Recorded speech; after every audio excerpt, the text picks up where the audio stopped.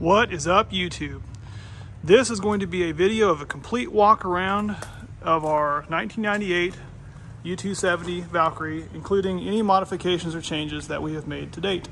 It is currently the middle of June, and there are quite a few changes we've made since we originally unveiled our project that we have been working on. Several noticeable changes that we've done have been painting the graphics on the side, leaving them, but covering them with plasti dip, as well as the wheels. So far, the graphics on the side have been held on perfectly. Nothing's wrong. We've washed it multiple times. Everything seems fine. The wheels also have done extremely well. I did clip this one wheel on a piece of metal while driving down the highway, moving to Florida, and it did slice the wheel paint a little bit on there, so we did have to do a quick patch, which is somewhat noticeable, and eventually that will be peeled off and just redone. I'm more concerned about the damage that was done to the side of the coach. It hit the fiberglass. Get real close here. It drug a little line with that piece of metal, and I'll have to polish that out and get that taken care of. However, all in all, the plasti dip seems to be pretty well on there and been pretty happy with that. We've also done the side view cameras system. I'll show you more about that inside, as well as the rear view camera.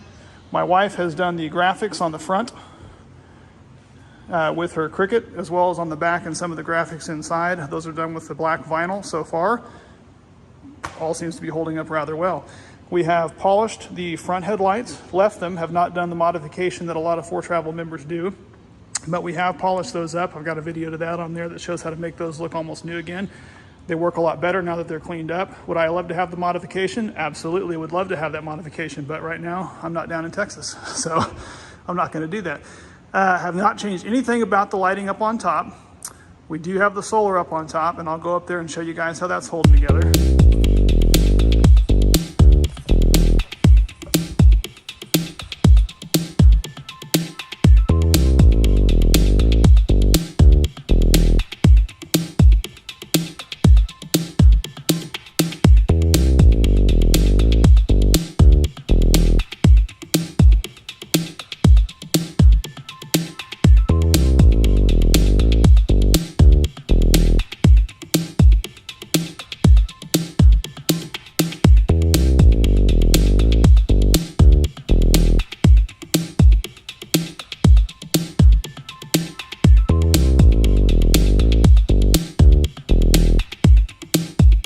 I've had to replace one of these arms and the motor inside there. There's one motor inside there that did go bad. We did have to replace that to get the arms to work.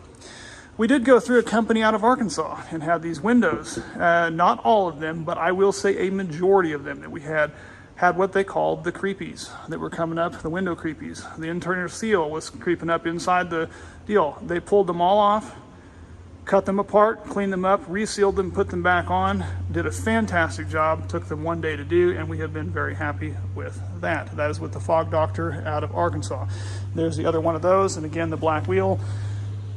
We did paint this cover with some plasti dip. It's dirty now, but we do not have the gas anymore in the coach. We've removed that, so the refrigerator on the inside did not really need a vent, and so we have sealed that on the back side and sealed it in there to where nothing can get in. It just now is a white vent on there. Again, also no gas. This is essentially not important either, but we've gone ahead and left it just because I didn't want to try to cover it up. That should conclude basic of the outside upgrades with the exception of the solar. Now, as far as the internal structure, we have where you plug into the coach, we have done quite a few modifications. We have plugged this directly in. Where you normally would have plugged it in is now a cord that connects to a 6,000 watt, 240 volt AIMS charger controller, inverter charger that is there. That then feeds the 10 Battle-Born batteries that we have that power the coach when we're not hooked to shore power, as well as our other components that are in other videos that explain how we use these, including the midnight solar and all these other DC chargers and so forth, as we put it for our solar setup to help power that. On a good normal day, we can run the air conditioner and everything else in the coach strictly off the batteries and the solar, especially if it's a nice sunny day like today. If for some reason it's not, the generator can be activated and help charge those. We have removed the 2 large batteries, look like those big old heavy bosses, out of here because we no longer need them, which gave us some extra room for some storage, which is nice because who doesn't want more storage in their coach? Another great thing that we've done, say great thing, is we did have our steering box go bad, and we have replaced it with a steering gear from Redhead. We did hire that done. I hear it's a bear with the Pitman arm. So we did have to have that done. The steering box was giving out and leaking, so we've had that replaced. And that's been now taken care of, and now it steers much better, it's much tighter, and it does make me feel a lot better knowing that that's been replaced and it's good and safe. So liking that. Using this, of course, for storage because we do not have the big 40+ foot guy that has a squirrel box fan. Ours just is naturally aspirated, I guess, and so we got more storage. Cool, cool. Generator is, of course, in there. We have not modified that at all. It is exactly the way that it always has been. When coming into the coach, we have replaced bulbs, of course, with red LEDs. I don't know, I kind of like the red LED look on this, so you can't really tell now, but there's red LEDs. We've done some red LEDs for the stair steps. We did go ahead and, to much people's chagrin, carpeted this. It was really nasty old 24-year-old carpeting on the sides, and the stairs, which are dirty now, of course, because, hey, it's carpet. They were so worn and bad. It was just bad. Modifications in here. I've got our tire pressure monitoring system, which is good. Do use it. It does work. Fantastic. Still works. It's even been inside for about a week, and of course still has full battery, but all the tires seem to be about where they should be. That does get modified, of course, as it moves along. As far as the camera system inside, I've got to plug it in. There's the camera system setup. I've got a separate video on that. This actually works pretty well. It has a little bit of a delay that I was not exactly aware of that it would have when we were using it, but not enough to make me want to try to switch over and find something else. It tends to work really well. You can switch through the different channels, see everything that you need to see. It's not real great with the reflection on the camera there, but individual cameras or all the cameras, you know, to see the sides. And I've got 2 different versions out the back, one that looks at our toad and the other one that looks out straight out back to kind of see people coming and going. Got them switched in here with the lights on the outside because I hardwired them in. So when you turn off the little safety lights on the outside, marker lights, it turns all that off, and we'll just unplug it just to save whatever batteries we got.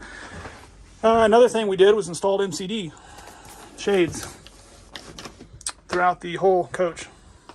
An expensive upgrade, to be sure, but I would not have it any other way. They have a fantastic product with MCD products. I'm not getting paid for trying to tote their products or anything else. It's just that is a heavy duty custom vinyl. You can get whatever color you want shade that is adjustable. With these big windows, again, that was one of the big reasons why we liked this coach, was having these giant windows in here. Absolutely love the shades. Can't say enough about that. Of course, you've been listening to our mini split system up there. It's quiet as a mouse. Going up there, we got that one and the one in the back, of course, which we'll get back there. We've got this handmade, which I made, custom cherry bar that I mounted to this wall as well as to the bottom down here. I built a box down beneath with a speaker. Why do I have a box? Because we've got one of these that raises the TV up. Of course, it helps if I've got all the stuff on so you guys can see this. We've got the TV that rises out of there. So that's been kind of fun. So if you're not going to be watching outside or eating, we've got the TV, hydraulic TV mount, or whatever it is. It's back. It's not hydraulic, excuse me, electric TV mount that we bought. I'll see if I can get around to show you what it looks like here in a second. So that comes up. The mount itself, right there, I guess. I did not do a video on this. This is one I just found on Amazon and just bolted it to the sidewall. And when I was doing this bar, and we knew that we wanted the TV, so I built it into a box that's down here so you can't see it, so that normally when you're driving around, we just have it down, and then we can use it to eat on and everything else too, which is nice. These benches, handmade these out of cherry. They do hold storage. I did put those in here for the kids, blankets and so forth. But the nice part about these benches is, as we found out, they like to slide. So I have put bolt locks on those that you have to undo to be able to move them out to then sit, of course. That way during travel, you know, they're not flying all over the place. And then we got a family of 5. We've got a family of 5 in here, and so in order to be able to do this appropriately, I had to have beds. So at the other end of this, I have built a Murphy bed that drops down, and we got one kid that sleeps here in the Murphy bed. That's my daughter. She sleeps there, and we've just kind of stored some blankets and pillows and so forth back there, and installed a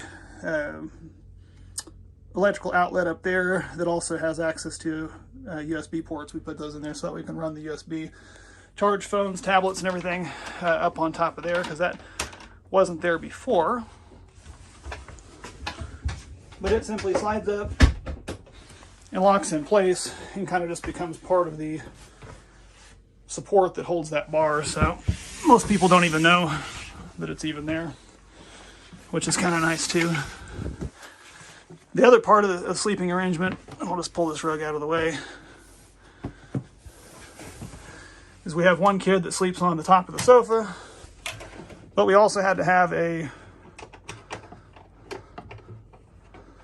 bed underneath. I've got a lock right there that locks this bed in so that when you're turning a corner, it doesn't go flying halfway across the coach. Again, these are little things you learn as you go, because the first time we took it out, took a turn, and the bed came flying open, you learn. But that will slide all the way out. And a lot of times we'll slide it out to there, let him sleep, or other times we'll take it, and actually it comes clear out on casters, and we'll slide it clear down to here if he doesn't want to sleep next to his sister or whatever, you know. So that's, the boy sleeps there, the oldest sleeps there. These chairs, of course, do rotate around, and everybody's aware of how RV seats work, so I'm not going to mess with that. But that slides back underneath there. And then we did do a residential mini split, a refrigerator system, excuse me. Got this one from Menards, and it's just got your essentials in there, some beer. It has worked out really well. Keeps things cold. We've been really happy with it. Has not caused any problems. We had some people say, "Wow, you're going to put this in there and it won't be able to drain. You got to be level. You got to be this, that, and the other." Well, I don't know. We've not had any issues with it. I've got it where it vents out up above, and it's vented down below, and I've got cut a hole for a vent to let the air flow up behind it and come out into the coach if it needs to. Sticking my hand up here, is it warm? I mean, maybe a little bit warmer than the room, but it's not too bad. But this was a good upgrade. It gave us probably almost twice the amount of space that the other one did. And it works out really well. I do not have the drain pan in this. I've modified that by removing it. And just where the drain came into that pan, I just hooked a tube onto it, drilled a hole, and put it straight out in the bottom of the coach. So anytime the defroster defrosts, it does not defrost it into a pan. It just spits it outside. So no worries there. This little guy, I ordered him online. Fantastic. And more people need to come up with great ideas like this. It keeps your thing from opening up while you're driving. There's a lot of different methods people come up with for this. This is the best I've found. It even fit on the existing holes that were on this. And you can use it to, if you're going to shut everything down, to leave it like that. If you're in storage, to just leave it open so it doesn't get all moldy and crusty. Or if you're like us and just leave everything running, you know, all the time, because we just do, then, you know, you can leave it like that and then it doesn't open up, which is great. This product here, we have put on almost one of the earlier things we did when we bought the coach, this Subway stick glue tile. I will say I am about 80% happy with this product. it has held on really well. There are some areas, as I notice, that are starting to come up with this last trip to Florida in the humidity. I think if I go through with a little bit of glue and to peel this up and then stick down the few little corners that are stuck up, I'm going to be happy with it. Would I do it again? Yes, I would. Would I use a different type of adhesive or product to stick it on there? I don't know. Maybe. It's not that bad though, honestly. It seems to hold up pretty well. This whole side over here is held up really well. It's all completely stuck down. Most of the backsplash is stuck down. There's a couple little spots that are sticking up.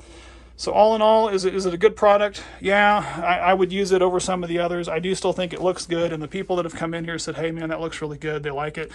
So I'd probably keep it. You do it again if I had to. This countertop was nasty. We spray painted this with spray paint. Used a hammered spray paint and some other dark paint that we sprayed, metallic-y looking paint, just because we didn't like the countertop, and then had a countertop epoxy material that we just poured on and smeared on and let it drip down. We had taped off the edges, and it turned out really well. I am quite impressed. This stuff came from Lowe's. Sprayed it on there, sprayed on their paint and everything, let it sit, and just, my wife came in with one kind, I came in with a different kind, and we just kind of, squirted and just flicked on some paint and just smeared it around. And it came out better than I ever would have expected it to. That was an interesting project. We did not film that, but that was something that was super cool. This was already in here when we bought the coach. I think somebody had replaced the kitchen spigot, but it works out pretty good. I did cut these. These are cherry wood, again, to match the bar and everything else that we did. So they're just, the other ones were granite looking material. They were broken when we bought the coach. So again, just took the old ones, made a template, put them in there, even cut out the template hole that they had to let it, a little vent out there. And same goes for this. This was a stove top that was built in with the gas. We got rid of the gas, so I put it in there, put a drawer, built the drawer for more goodies, more storage space. Again, cherry wood. We haven't obviously put all our dishes away yet. Painted all this, and to much people's chagrin, we painted everything. The floor was already done. We love it. It is a LVT tile strip, luxury vinyl strip stuff that made it look like wood, but it's just all vinyl, 100%, and they put it in there. I think it's an Armstrong product. Again, done on an angle. I'm sure it was harder work to do at an angle. They ran it through the whole thing. No carpet, except for the carpets we've added. Love it. Love the wood look. I think it's great. It repels water, the whole thing. But the actual wood in the coach was oak. Had it have been the walnut coach, we would have kept it, because I like walnut wood. But being as this was all oak, we painted it, primed it, painted it with 2 coats, replaced all the hardware with this satin hardware, just to make it more up-to-date, more like what we would like, because we wanted it that way. I don't know. Did we paint all the inside? No, we didn't. Don't tell anybody. We didn't paint the inside because we don't care, because we don't see it. We're the only ones that know. Also did other little things like removed the thermostat because we didn't need that. I haven't quite touched that up and finished that up real good yet. The antenna on the roof, since we removed it, I turned a piece of wood, sealed that off, made it look nice to kind of match everything. Even some of the holes that we did in the roof that used to have the air conditioning units did wood pieces to cover those up. I could have painted them white, but I don't know. It kind of brings everything together. We ran the battery information for the inverter charger and the shunt battery smart, I can't think of what I'm thinking of here, the Victron thing into here so we can have access to see that from the inside. But I didn't want to put that on this side when you came in because we wanted to have it pretty, and since I made these nice lights and took out the old lights, put those new lights in there with LEDs, I wanted to leave that where people could see that instead of those other controls. The new thermostats are like this. It's a Linux system that runs those down. This one runs that one, and the one in the back runs the back one. And yeah, I need to find a place to mount these, probably better than where it is, but you can adjust temperature wherever you want with this. It adjusts that up there, and then that controls where the temperature is. In the bathroom, my wife painted this a hammered finish because we didn't like the gold. It was all gold. This was actually a gold strip around here. We just peeled it out and it looks fine. This was all gold again, redid it. This is some antique tin that was done for ceilings. My folks had done a ceiling with this. They actually stamp it in Missouri. The same stamps that they've used for hundreds of years, or whatever, since they've been doing tin roof, they still make them. And they had enough scrap left over that we took it. And it is just raw metal. We sprayed a clear coat finish over the top of it, but it's just how it looks. And then found this little edging piece here at Menards and finished that out. And that turned out, I don't want to say better than I expected it to, but it turned out pretty good. I've been pretty happy with it. The few little blemishes that it does have, they were there before we even, took it and installed it. And that's just, I don't know, it adds to the antique look. Didn't replace the toilet. It's the same as it's always been. Of course, painted the cabinets in here. Didn't change that. Any electronics, anything else in here, except we did paint that and put LEDs. The LED bulbs so they're not hot in there. As far as these cabinets go, we removed the washer and dryer and finished that out just to make it look nice for our dogs who choose not to sleep in there anyway, but it does keep our food whenever we're traveling for the dogs, their little water container thing, and we can store some other stuff in there. Put a shelving unit in here, was for hanging clothes, but we need more shelves for clothes because we're not high class. We like to use t-shirts and stuff when we're gonna go on a trip, so we store everything we got in there for the kids. They each get their own bin, some extra sheets. This side over here, we've ripped out one of the bottoms and the drawer so that we can take with us the clam tent, which I have not done a review on and really need to because that's a super cool product. And I will be doing a review on that, so stay tuned for that because that is a super cool product. We've had that for a little while. We're taking it out. It's awesome. It's super easy to set up. I need to do a review on it, so I'll leave it at that. But that's cool. But the only way to fit that in here was to put it in there, so I had to knock out the bottom of that shelf. Back into the bedroom, we of course got everything painted still, kept all the original mirrors and everything, just painted around them. This is where the old TV was. It is now the housing for the coffee maker, which we got a different coffee maker and I've had to notch out for it to be able to slide it in and out of there. I need to clean it up. I know it's kind of ugly. I haven't taken a whole lot of time with that, so I need to fix that. You guys are going to judge me on a lot of this. There were cabinets that spanned the edge of the bedroom. We could not walk around this bed because I'm 6'2" and my wife is almost 6 foot tall, so we've removed those. And when you remove them, it was all nasty because it had screw holes and a bunch of other stuff. So we just put the shiplap, one strip of that, cut it and put it up there and painted it in. Put glue behind it, just glued it up. Shot a few little nails into it to let it hold. And then you can see how far out these cabinets came into that carpeted ceiling. But they look really good, honestly. When people come in, it just is almost like it's supposed to be that way. We did the shiplap across the back. There was a big mirror and a headboard thing back there. That was torn out. We just put the straight shiplap across, cleaned it up. My wife did some more stenciling on the back. Again, the rear mini split that's there. That rear mini split pipes underneath this. It runs back through the closet and down, so that's why this side sticks out a little bit further. But again, that's in another video if you want to watch that. We did paint all this bottom part dark because when you're kicking it with feet and stuff, we didn't want to have all that. So all the lower stuff, for the most part, is dark. Any place that you typically touch, aside from the upper cabinets, is dark. The doors are dark and so forth. That one cabinet is white because my wife painted it the wrong color, and that's fine. It ended up looking good, but she made a mistake. She goes, "Oh my gosh, look at what I did." Yeah, it's fine. It's white. I don't really care. It looks good. I'm not gonna give her a hard time.